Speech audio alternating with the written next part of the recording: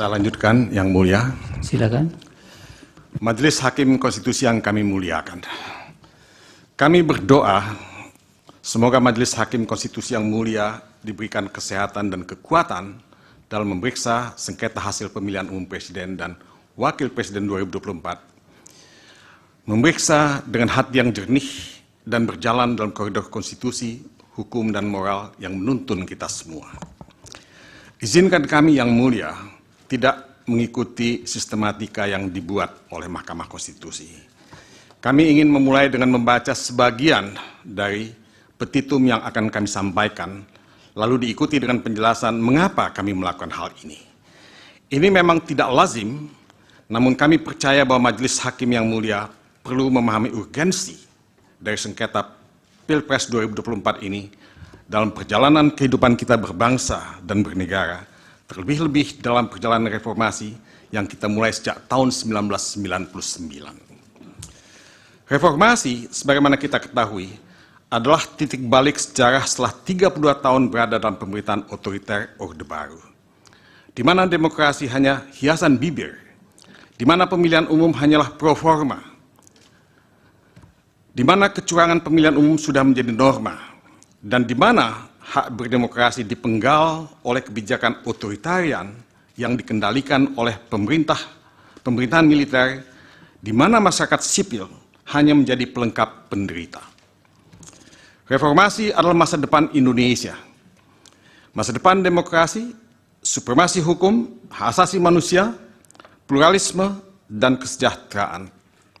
Inilah tujuan akhir reformasi. Sayangnya, bukannya kita semakin melangkah maju mencapai tujuan reformasi, tetapi kita tergagap-gagap dan melangkah mundur jauh ke belakang.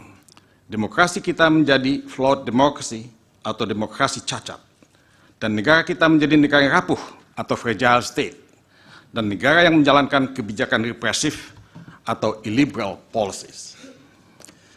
Kita mesti kembali ke tekad reformasi yang kita canangkan tahun 1999. Kita mesti menegakkan kembali demokrasi, supremasi hukum, hak asasi manusia, pluralisme, dan kesejahteraan sosial. Dalam konteks ini, kami ingin membacakan sebagian dari petitum yang kami sampaikan dalam permohonan yang kami ajukan kepada Majelis Hakim yang mulia.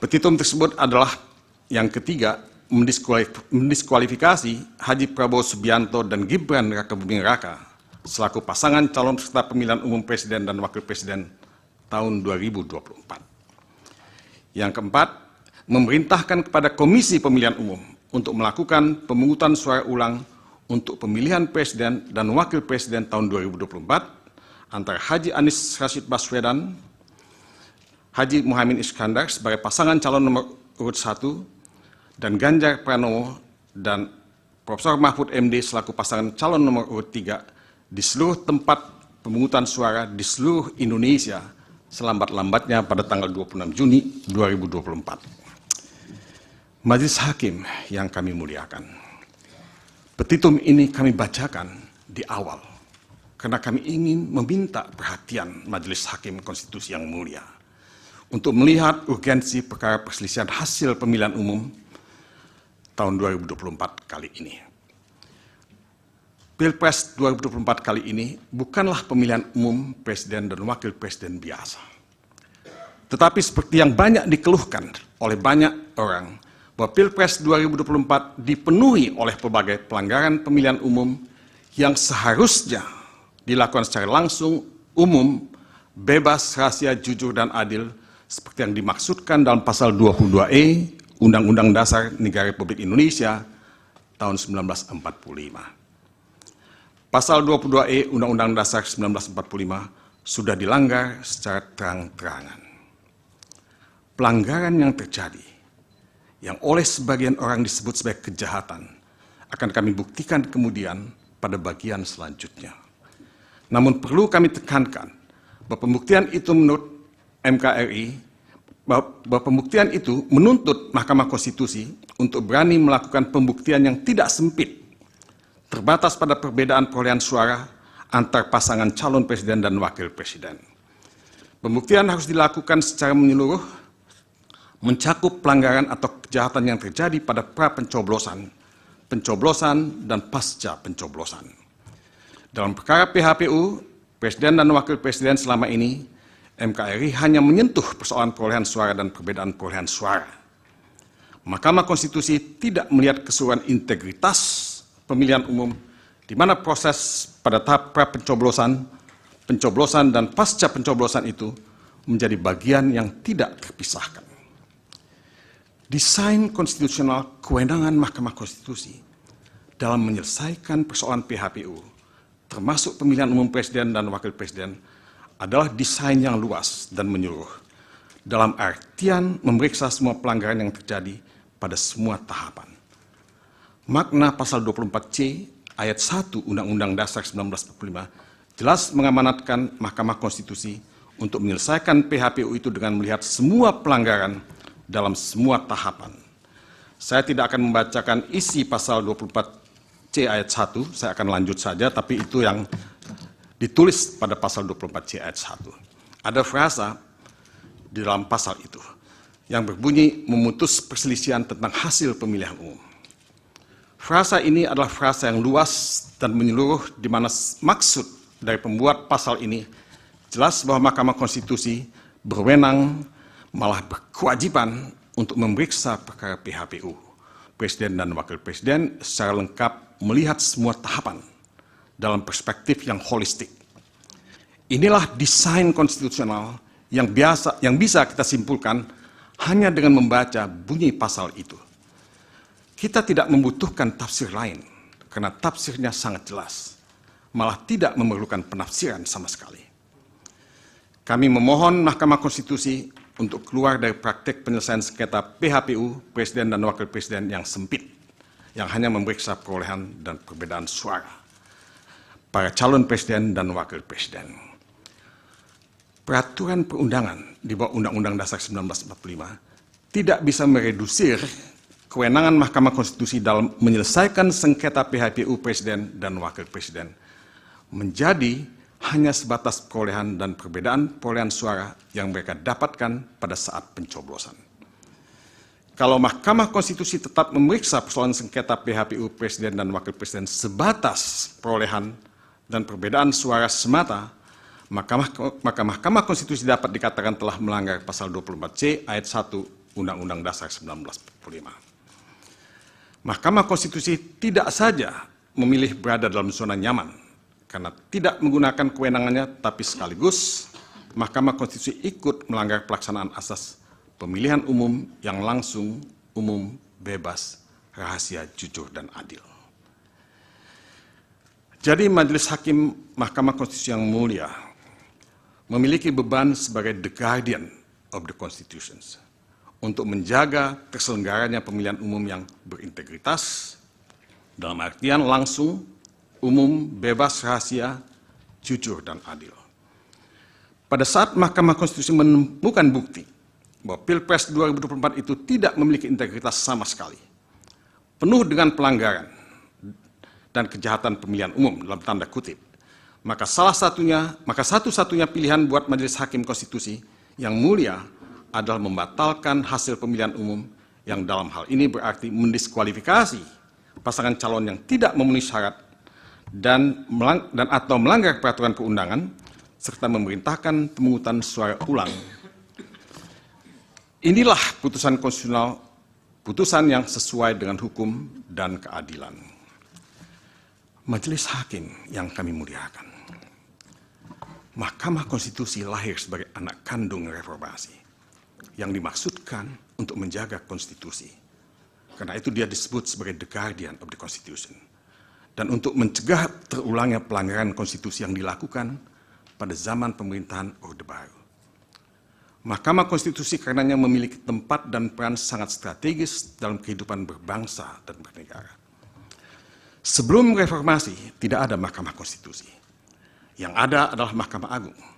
Tetapi sejarah membuktikan bahwa Mahkamah Agung pada waktu itu telah dibajak oleh pemerintah. Seorang ilmuwan yang bernama Sebastian Pompe, yang mempelajari mengenai Mahkamah Agung untuk disertasi doktoralnya, menyimpulkan bahwa Mahkamah Agung telah dirobohkan Disertasinya berjudul The Collapse of the Supreme Court. Mahkamah Agung roboh karena dirobohkan oleh kekuasaan dan dirobohkan juga oleh kondisi internal yang inkompeten dan korup. Pada awal reformasi, reputasi Mahkamah Agung sudah jatuh ke titik nadir. Mahkamah Konstitusi didirikan antara lain untuk mengisi kekosongan dalam mengawal konstitusi. Karena itu Mahkamah Konstitusi disebut sebagai the guardian of the Constitution. Masyarakat menaruh harapan sangat tinggi terhadap Mahkamah Konstitusi. Dalam 10 tahun pertama Mahkamah Konstitusi mendapatkan trust dari masyarakat bahwa Mahkamah Konstitusi akan mampu mengawal perjalanan bangsa, menegakkan supremasi hukum dan demokrasi, hak asasi manusia, pluralisme, dan keadilan. Akan tetapi, Mahkamah Konstitusi secara bertahap mengalami kemunduran.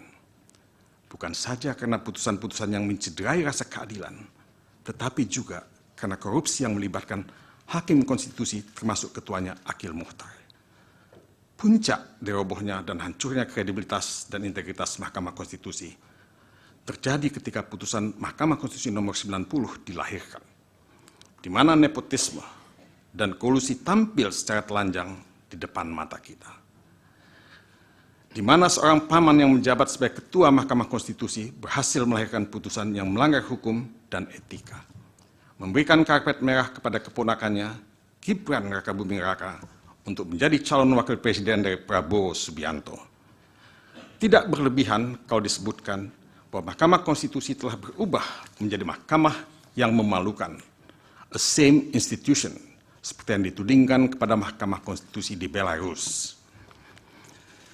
Majelis Hakim yang kami muliakan, membaca putusan Majelis Kehormatan Mahkamah Konstitusi, selanjutnya disebut MKMK, nomor 02 tahun 2023, yang menyatakan bahwa semua hakim konstitusi terbukti melanggar etika, jelas sangat membuat semua kita sedih dan marah. Secara etika seharusnya mereka semua harus mengundurkan diri sebagai hakim konstitusi. Tetapi mereka tidak mundur dari posisi mereka karena pelbagai alasan. Dalam kaitan ini, patut ditambahkan pula bahwa Hakim Konstitusi Anwar Usman yang diberhentikan dari posisinya sebagai Ketua Mahkamah Konstitusi, sekarang malah mencoba merebut kembali posisinya sebagai Ketua Mahkamah Konstitusi melalui gugatan tata usaha negara ke Pengadilan Tata Usaha Negara. Kita semua hanya bisa mengelus dada sambil berbisik dalam hati, how low can you go? Bisa dipahami kalau Mahkamah Konstitusi terjebak dalam situasi yang sulit, karena menjadi bagian dari kekuasaan politik, menjadi alat politik.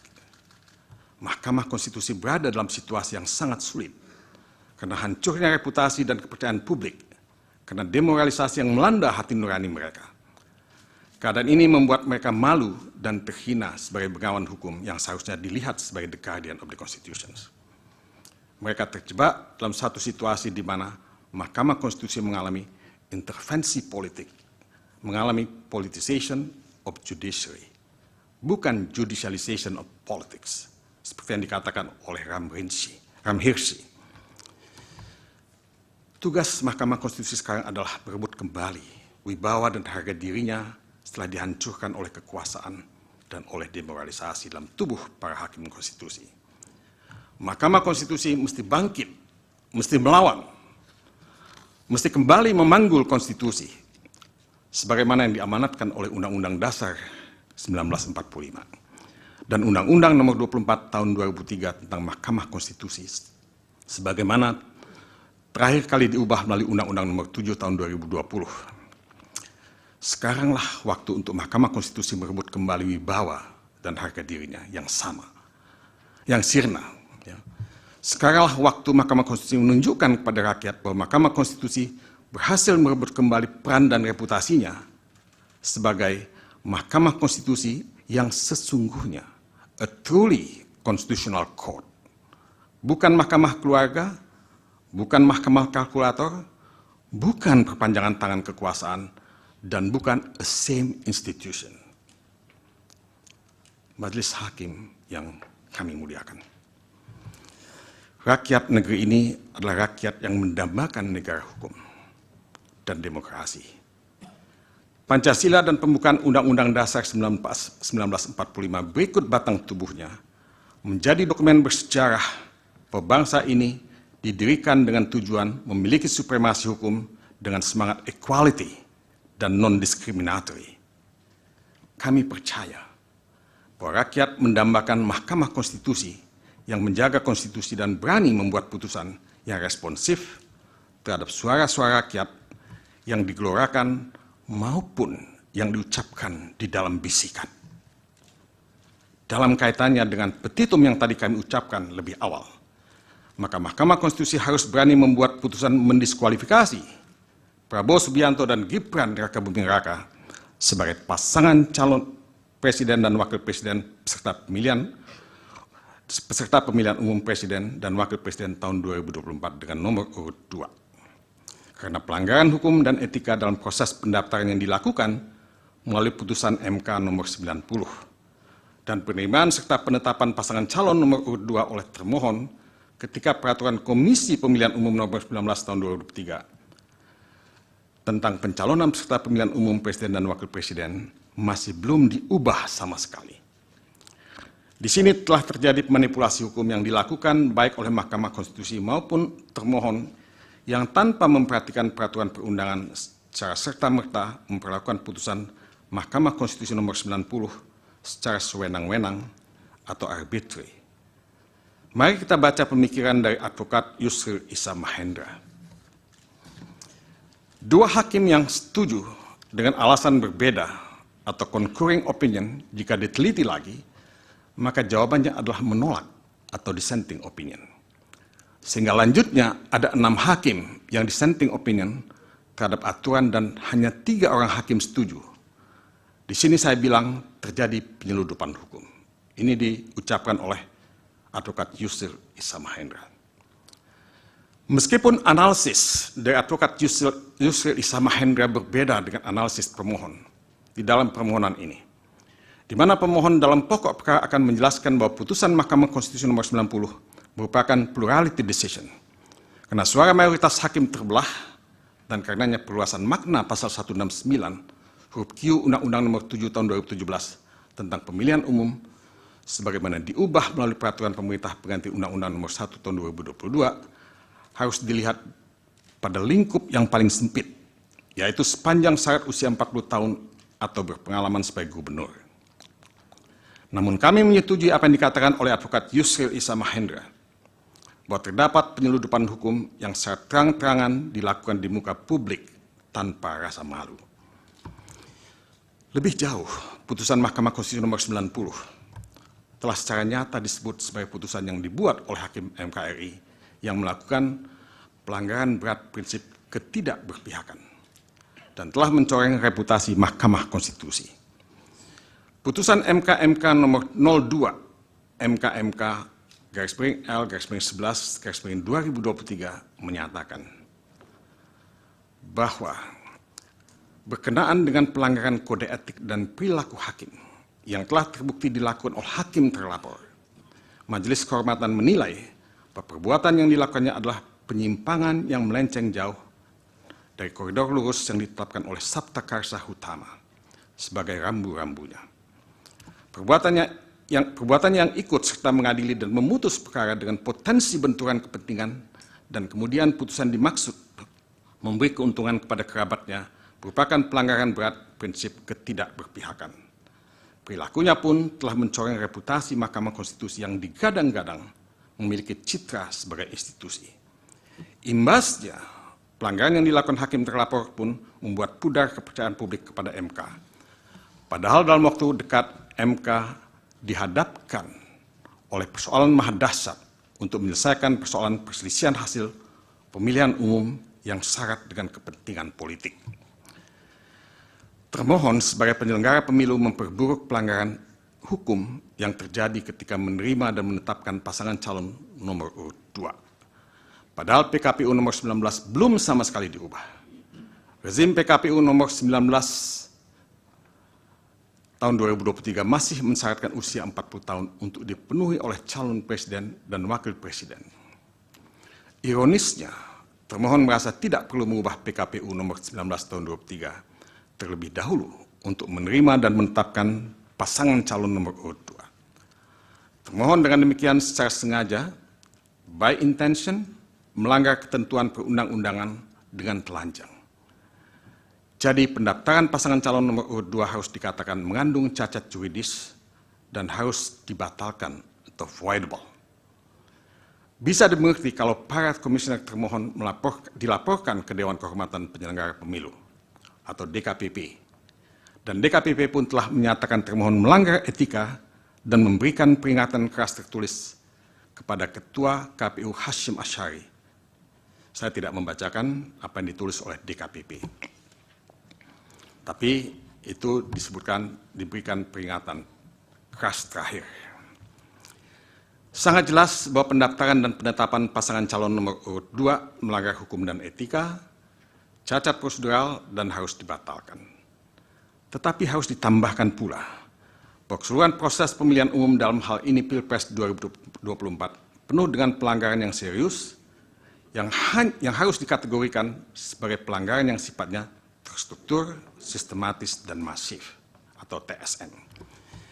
Badan Pengawas Pemilihan Umum atau Bawaslu pada tanggal 15 Februari 2024, sehari setelah pencoblosan, mengeluarkan siaran pers yang intinya menyatakan ada 19 masalah pada pemungutan dan penghitungan suara Pilpres 2024 yang diantaranya terdiri dari ada 37.466 tempat pemungutan suara, selanjutnya disebut TPS, yang mengalami pembukaan pemungutan suara di atas pukul 7 waktu setempat. Ada 12.284 TPS di mana alat bantu disabilitas netra tidak bersedia. Ada 10.496 TPS di mana logistik pemungutan suara tidak lengkap. Ada 8.219 TPS di mana pemilih khusus menggunakan hak pilihnya tidak sesuai dengan domisili KTP elektronik. Ada 6.084 TPS di mana terdapat surat suara tertukar. Ada 5.449 TPS di mana KPPS tidak menjelaskan tata cara pelaksanaan pemungutan dan penghitungan suara. Ada 2.271 TPS di mana didapati terjadi intimidasi kepada pemilih dan atau penyelenggara pemilu di TPS. Dan masalah-masalah lainnya yang tidak saya kutip pada kesempatan ini. Majelis Hakim yang kami muliakan, semua masalah yang dikemukakan oleh Bawaslu di atas bukanlah masalah sepele. Dan masalah itu akan lebih bertumpuk lagi kalau kita menambahkannya dengan masalah-masalah yang pada dasarnya harus ditafsirkan sebagai pelanggaran atau kejahatan pemilihan umum yang ditemukan di media maupun oleh pihak-pihak yang lain termasuk tim pemenangan pasangan calon presiden dan wakil presiden pada tahun 2024. Kami sebagai pemohon mencatat ribuan pelanggaran pemilihan umum pada tahap pra-pemilihan yang sangat serius dan pasti mempengaruhi perilaku pemilih yang mencoblos di TPS pada tanggal 14 Februari. Pelanggaran yang terjadi mencakup intervensi kekuasaan, ketidaknetralan aparat penegak hukum, aparat sipil negara atau ASN, maupun kepala desa, politisasi bantuan sosial, blackmail campaign, dan pelanggaran-pelanggaran lainnya yang seluruhnya bersumber dari satu hal, adanya nepotisme yang dilakukan oleh Presiden Joko Widodo yang kemudian melahirkan abuse of power, terkoordinasi, guna memenangkan pasangan calon nomor urut 2 dalam satu putaran. Nepotisme yang dilakukan oleh Presiden Joko Widodo dalam Pilpres 2024 dilakukan begitu rapi, secara terstruktur, sistematis, dan masif, yang pada akhirnya membuat Pilpres 2024 hanya menjadi aksi teatrikal belaka. Anggaran negara dihabiskan, etika diabaikan, demokrasi dirusak. Demi apa semua ini dilakukan? Jawabannya sekali lagi hanya satu, memenangkan pasangan calon nomor urut 2 dalam satu putaran. Ketika semua pelanggaran tadi ditambah dengan jumlah pelanggaran yang dicatat oleh pemantau pemilu, termasuk masyarakat sipil atau civil society, maka akan terang benderang di mata kita semua bahwa Pilpres 2024 ini adalah pemilihan umum terburuk sepanjang sejarah pemilihan umum kita. Karena magnitude pelanggaran yang begitu terstruktur, sistematis, dan masif, maka sangat beralasan kalau Mahkamah Konstitusi memutuskan diadakannya pemungutan suara ulang di seluruh Indonesia, karena hanya hal inilah yang mampu memulihkan kembali integritas pemilihan umum dan pemilihan presiden di bumi tanah air Indonesia. Majelis Hakim yang mulia, apa yang menjadi pertaruhan dalam Pilpres 2024 bukanlah sekedar masalah menang kalah dalam pemilihan umum. Yang menjadi pertaruhan dalam Pilpres 2024 ini adalah kedaulatan rakyat yang dipasung, ya, rakyat memilih tapi sesungguhnya tidak memilih. Karena mereka hanya datang ke TPS digerakkan oleh algoritma kekuasaan yang mengarahkan mereka memilih pasangan calon presiden dan wakil presiden yang sudah ditentukan. Algoritma ini kemudian masuk pada aplikasi information technology atau IT yang digunakan oleh termohon dan juga aplikasi quick count yang dipakai oleh lembaga survei. Sejak awal perolehan suara sudah ditentukan, membenarkan banyak pernyataan di Indonesia bahwa pada Pilpres 2024 hasilnya sudah ketahuan sebelum pemungutan suara atau apa yang disebut sebagai it is a foregone conclusion. Ini membenarkan pernyataan banyak pihak termasuk Presiden Joko Widodo dan pendukung pasangan calon nomor urut 2 bahwa mereka akan menang dalam satu putaran. Ironisnya, Majelis Hakim yang mulia, jumlah suara mereka sudah diramalkan akan mencapai angka di atas 58% suara. Pasangan presiden dan wakil presiden peserta pemilihan umum presiden nomor urut 1 ya, hanya mendapat sekitar 23% dan suara pemohon berkisar pada angka 17%. Hasil rekapitulasi penghitungan dan suara pemohon berkisar pada angka 17%. Sorry, saya ulangi kembali. Hasil rekapitulasi penghitungan suara termohon menghasilkan persentase perolehan suara yang kurang lebih sama. Vox Populi, Vox Dei. Suara rakyat, suara Tuhan. Adagium ini sudah kehilangan makna. Vox Populi, Vox Dei yang mencerminkan adanya kedaulatan rakyat sama sekali sudah hilang. Rakyat tidak lagi berdaulat dengan suara mereka. Semua pelanggaran dan kejahatan yang terjadi dalam Pilpres 2024 telah menggerus dan menafikan kedaulatan rakyat, membunuh demokrasi itu sendiri, intervensi kekuasaan, politisasi bantuan sosial, mobilisasi kepala desa, kriminalisasi terhadap yang tidak tunduk pada kekuasaan, karakter assassination dalam bentuk yang terstruktur, sistematik, dan masif telah membunuh hukum dan demokrasi. Pemerintah telah mengubah rule of law menjadi rule by law. Memang hukum itu dipersiapkan dengan seksama untuk membenarkan semua tindakan penguasa membeli dan mendapatkan suara rakyat, sehingga semua pengangkatan penjabat, pemberian bantuan sosial, kriminalisasi by design, hukum digunakan untuk memuluskan pemenangan Pilpres 2024 dalam satu putaran. Di negara-negara otoritarian, penyalahgunaan hukum dan lembaga hukum itu menjadi sesuatu yang niscaya. Dan kita harus mengakui bahwa pemerintah kita memang berdasar pada rule by law. Majelis Hakim yang kami muliakan, secara perlahan tapi pasti demokrasi sedang dibunuh. Dibunuh secara elektoral, dibunuh secara legal. Buku How Democracy Dies, tulisan Stephen Levitsky dan Daniel Ziblatt menarik untuk dikutip. Ya, saya ingin mengutip beberapa bagian dari buku itu. Sebetulnya bahasa Inggrisnya lebih pas ketimbang terjemahannya. Ya. Democracies may die at the hands not of generals but of elected leaders, president or prime ministers who suffered the very process that brought them to power. Some of these leaders dismantled democracy quickly, as Hitler did in the wake of the 1933 Reichstag fire in Germany. More often though, democracies erode slowly in barely visible steps. Saya tidak begitu happy dengan penerjemahannya, tapi saya baca saja. Demokrasi bisa mati bukan di tangan jenderal, melainkan di tangan pemimpin terpilih, apakah itu presiden atau perdana menteri yang membajak proses yang membawa mereka ke kekuasaan.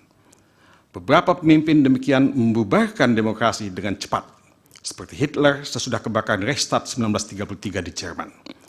Tapi yang lebih sering adalah demokrasi tergerus pelan-pelan dalam langkah-langkah yang nyaris tidak kasat mata. Pada bagian lain dari buku tersebut, di atas ditulis seperti ini. Most countries hold regular election. Democracy still die, but with different means. Since the end of the Cold War, most democratic breakdowns have been caused not by generals and soldiers, but by elected governments themselves. Like Chavez in Venezuela, elected leaders have subverted democratic institutions in Georgia, Hungary, Nicaragua, Peru, the Philippines, Poland, Russia, Sri Lanka, Turkey, and Ukraine. Democratic backsliding today begins at the ballot box. Ini juga menarik terjemahannya, tapi ya, sebagian besar negara mengadakan pemilu secara teratur. Demokrasi masih bertumbangan, tapi dengan cara yang berbeda. Sejak akhir Perang Dingin, sebagian besar kehancuran demokrasi bukan disebabkan oleh jenderal dan serdadu, melainkan pemerintah hasil pemilu.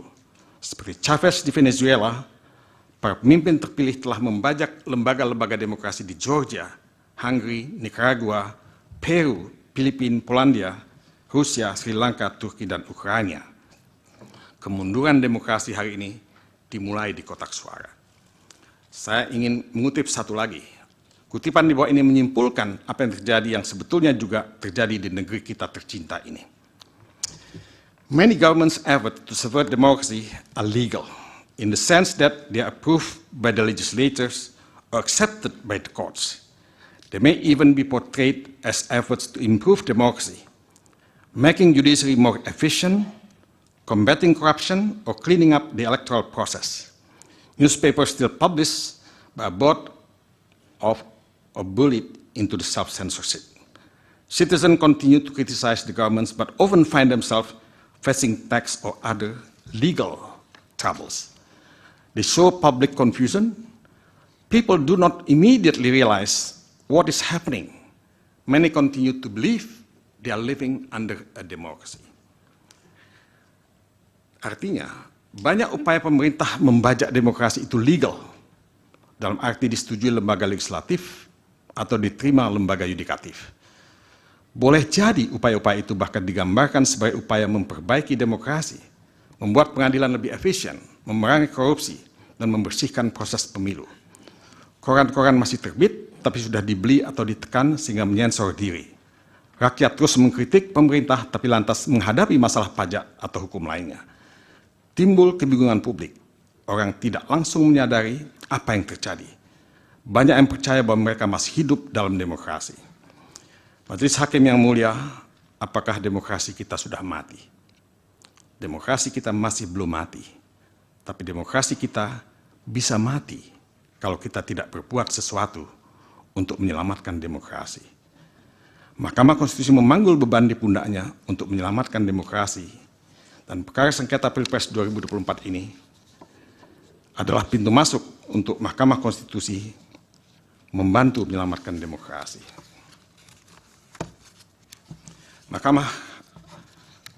Hakim Mahkamah Konstitusi yang mulia, selanjutnya pembacaan ini akan dilanjutkan oleh kolega kami, Anissa Ismail.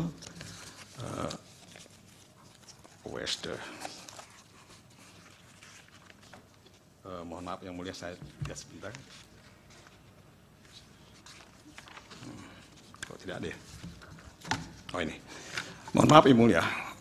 Anissa Ismail adalah advokat muda yang mendapatkan gelar Master of Arts dari Faculty of Law University of Cambridge di Inggris dan juga dari University of Utrecht di Belanda dengan predikat summa cum laude. Kami sengaja menampilkan anak muda karena anak muda adalah masa depan bangsa ini. Kemudian juga seharusnya ada advokat Damian Agatha Juvens, seorang mahasiswa terbaik dari Fakultas Hukum Universitas Indonesia dan mendapatkan Master of Law dari Melbourne University.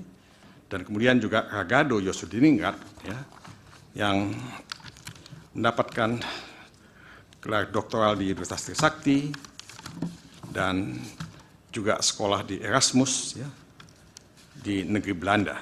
Ya. Nah, Tapi karena Majelis Hakim memberikan hanya kesempatan kepada satu pembaca lagi, kami persilahkan Saudara Anissa Ismail. Masih bisa 2. 2 lagi. Ya, tapi ya karena kalau 2, yang 1 nggak ikut membaca, saya silakan hanya 1 yang mulia. Dipersilakan. Yang 2 mungkin akan mendampingi di sebelahnya. Silakan. Terima kasih yang mulia. Silakan Anissa. Izin yang mulia.